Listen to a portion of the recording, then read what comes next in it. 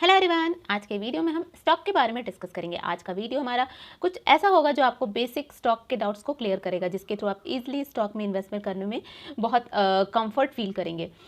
इस तरीके की वीडियोस आपको स्टॉक के डेप्थ नॉलेज को देती हैं, जो कि आपको स्टॉक में फ्रीली और इन्वेस्टमेंट करने साथ ही साथ उससे रिलेटेड डिसीजंस को लेने में हेल्प करती हैं। सबसे पहले हम जान लेते हैं कि ये वीडियो किसके लिए इंपॉर्टेंट है। तो ये वीडियो हर उन पर्सन के लिए इंपॉर्टेंट है जो कि अपने वेल्थ को मैक्सिमाइज करना चाहते हैं। वेल्थ को मैक्सिमाइज करने से मेरा मतलब है जो चाहते हैं कि उनके पास अभी जितनी पूंजी, जितने पैसे हैं, उन पैसों में कुछ एडिशन हो। साथ ही साथ ये वीडियो उनके लिए भी इंपॉर्टेंट है जो कि ग्रोथ माइंडसेट के हैं और जो ये चाहते हैं कि उनका किस तरीके से ये इन्फ्लेशन जो चल रहा है या कंटिन्यूसली जो इन्फ्लेशन के कारण प्राइस में कमी आ रही है या जो पैसे इंक्रीज हो रहे हैं उसमें किसी तरीके से उसको मेंटेन कर सके, तो उन लोगों के लिए भी ये वीडियो इंपॉर्टेंट है। साथ ही साथ ये वीडियो उनके लिए इंपॉर्टेंट है जो कि एक सेकंड सोर्स ऑफ अर्निंग को भी जनरेट करना चाहते हैं। तो आज की वीडियो हम इस तरीके से आगे बढ़ाएंगे, तो ये हर उस पर्सन के लिए इंपॉर्टेंट है जो इन तीनों से किसी न किसी तरीके से डायरेक्टली और इनडायरेक्टली जुड़ा हुआ है।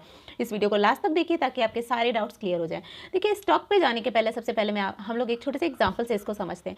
जैसे कि हमने ले लिया टाटा कंसल्टेंसी सर्विसेज को। टाटा कंसल्टेंसी जो सर्विसेज हैं उसके जो शेयर प्राइस है वो अभी 4000 के अराउंड है। अभी 4000 का शेयर अगर आपने एक शेयर खरीदा तो आप बोलेंगे कि आपने एक शेयर खरीदा तो इसका मतलब क्या हुआ? इसका मतलब हुआ कि आप टाटा कंसल्टेंसी सर्विसेज के ओनरशिप में एक छोटा सा भागीदारी ले लिया। अभी आपको लगता है वाह, हम तो ओनर बन के कंपनी के हैं। Yes, you are a owner, but आप किस पोर्शन या किस प्रपोर्शन में ओनर है ये बहुत वेरी करता है। जैसे आपने एक शेयर खरीदा तो आपका एक शेयर जो वो 4000 का है, तो अगर आपको देखना है कि आप किस रेशियो में ओनर है तो 4000 अपॉन उसका मार्केट कैपिटलाइजेशन अभी अराउंड 1 करोड़ का है। तो अभी आप 4000 अपॉन 1 करोड़, मतलब इस रेशियो में आप उस कंपनी के ओनरशिप को हासिल कर पाए। यू आर अ ओनर, लेकिन आपका बहुत एक छोटा सा ओनरशिप जो है आप एक्वायर कर लिए। जिस तरीके से आप नंबर ऑफ शेयर्स को इंक्रीज करते जाएंगे उस तरीके से आपकी उस कंपनी में ओनरशिप भी बढ़ती जाएगी।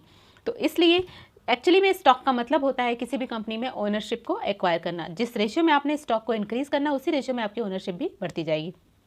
इसी कड़ी में आगे बढ़ते हैं। तो अभी हम बात करते हैं कि टाइप्स ऑफ स्टॉक की। देखिए, बेसिकली टाइप्स ऑफ स्टॉक को हम दो तरीके से मेजरली कैटेगराइज करते हैं।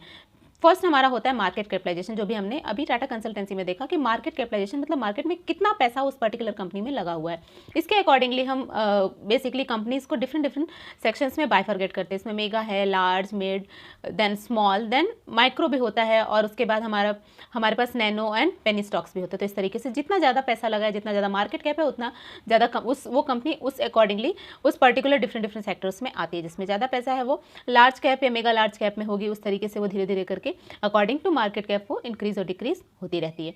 अब जो कंपनीज इस तरीके से मार्केट कैप में आती हैं, इसके बेसिस पे भी हम इजीली आइडेंटिफाई करते हैं कि हम किस तरीके की कंपनी से पैसे लगा सकते हैं और लगाने के बाद हम किस लेवल तक कमा सकते हैं। दूसरा जो हमारा स्टॉक्स का बाइफर्गेशन या कह सकते हैं कि डिवीज़न होता है, वो होता है सेक्टर्स के बेसिस पे।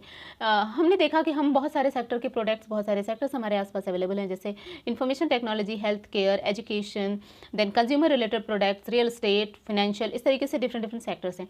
टोटल हमारे पास अभी 11 सेक्टर्स अवेलेबल हैं। तो इस तरीके से जो डिफरेंट 11 सेक्टर्स हैं उन सब सेक्टर्स में भी हम स्टॉक को आइडेंटिफाई करके और पैसों को लगा सकते हैं। अब हम पे डिपेंड करता है कि हम अपने एनालिसिस के बेसिस पे ये देखें कि आने वाले टाइम में किस सेक्टर की बहुत ज़्यादा मार्केट में डिमांड होगी। जिसकी मार्केट में ज़्यादा डिमांड होगी, नेचुरली उसके शेयर प्राइस इंक्रीज होंगे, उसमें हम इन्वेस्ट करेंगे तो हम अच्छा रिटर्न लेंगे। जैसे कि मान लीजिए कि आप किसी भी उसके हेल्थ केयर में इन्वेस्ट करते हैं, किसी कंपनी के हेल्थ केयर इंडस्ट्री में इन्वेस्ट करते हैं, हेल्थ केयर के किसी भी स्टॉक में पैसे लगाते हैं। देखिए, हेल्थ केयर की हमेशा ही नीड रहती है और कभी भी हेल्थ केयर को हम ये नहीं कह सकते कि इसकी नीड एक पर्टिकुलर टाइम पीरियड के बाद कम हो जाएगी या खत्म हो जाएगी। तो नेचुरली अगर आप हेल्थ केयर में पैसा लगाते हैं तो आपका बहुत स्लो भी ग्रोथ होगा, तो वो ग्रोथ ही होगा, कभी भी वो आपको नेगेटिव इंपैक्ट नहीं देगा लॉन्ग टर्म में। इसलिए आप हेल्थ केयर में बेफिक्र होकर इन्वेस्ट कर सकते हैं। इस तरीके से आने के टाइम में हम देख सकते हैं कि कंप्यूटर का एरा आ रहा है, धीरे धीरे ये बढ़ता ही जाएगा। तो जिस तरीके से कंप्यूटर का एरा आ रहा है और बढ़ रहा है, उस तरीके से हम अगर IT के शेयर्स में भी इन्वेस्ट करते हैं तो हमारे पैसे डूबने के चांसेस बहुत कम है। वैसे तो मार्केट बहुत वॉलेटाइल है और मार्केट को हम प्रेडिक्ट नहीं कर सकते, पर एक लमसम आइडिया के बेसिस पे हम इस तरीके से पैसे लगाएंगे तो हमारे लॉस के चांसेस कम हो सकते हैं। तो इन सारे टाइप्स ऑफ स्टॉक्स को आइडेंटिफाई करके हम इजीली अपने एक बेस्ट स्टॉक को सेलेक्ट करते हैं जिसमें हम पैसे लगाए तो हमको अच्छा रिटर्न मिल सके। तो इस तरीके से हम इस टाइप्स ऑफ स्टॉक को आइडेंटिफाई करके और इन्वेस्ट कर सकते हैं।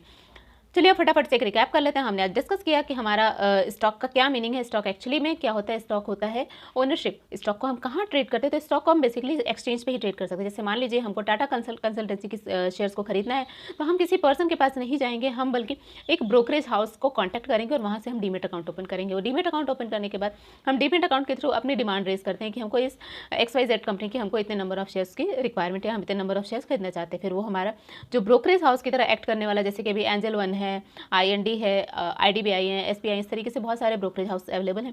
आप किसी में भी अपना डीमेट अकाउंट ओपन करके और शेयर ट्रेडिंग स्टार्ट कर सकते हैं। आप उनको रिक्वायरमेंट प्लेस करेंगे कि आपको इतने शेयर्स चाहिए और बहुत टाइम नहीं लगता है, विद फ्रैक्शन ऑफ सेकंड्स में वो रिक्वायरमेंट जो है वो हमारे एक्सचेंज पे जाता है और एक्सचेंज से आपकी ट्रेडिंग हो जाती है, मतलब आप शेयर खरीद और बेच लेते हैं। तो ये बहुत फास्ट प्रोसेस होता है। This process doesn't take much time. लेकिन ये जो हमारा प्रोसेस है ये ऐसे ही चलता है। मतलब फर्स्ट ऑफ ऑल आपकी जो भी शेयर्स को परचेज करने या सेल करने की रिक्वायरमेंट है, आपको ब्रोकर्स को कन्वे करना होगा या ब्रोकर्स के थ्रू ही आपको किसी भी एक्सचेंज को बताना होगा। जैसे आप इंडिया में है तो NSE या BSE के थ्रू आप ट्रेड कर सकते हैं। आप किसी दूसरी कंट्री के स्टॉक्स में परचेज करना चाहते हैं या सेलिंग करना चाहते हैं तो आप उस कंट्री के स्टॉक एक्सचेंज के थ्रू ही ट्रेड कर सकते हैं। Trade you can not do directly. तो इस तरीके से हम ट्रेडिंग कर सकते हैं और ये ट्रेडिंग करने से फ़ायदा ये होता है कि हम इन्फ्लेशन को मीट आउट कर पाते हैं, हम अपने फ्यूचर रिक्वायरमेंट्स को फुलफिल करते हैं। हम अगर कुछ भी फर्दर ग्रोथ चाहते हैं तो उस ग्रोथ को प्लान करके उसके अकॉर्डिंगली हम इन्वेस्ट करके और अच्छा रिटर्न ले सकते हैं। तो there are so many options जो कि हमारे पास अवेलेबल हैं स्टॉक को प्लान करके और इन्वेस्ट करने का। Now decision is yours, choice is yours. मेरे चैनल को सब्सक्राइब करना ना भूलिए ताकि आपको इस तरीके की और भी वीडियोस मिलती रहें। Thanks for watching, have a nice day.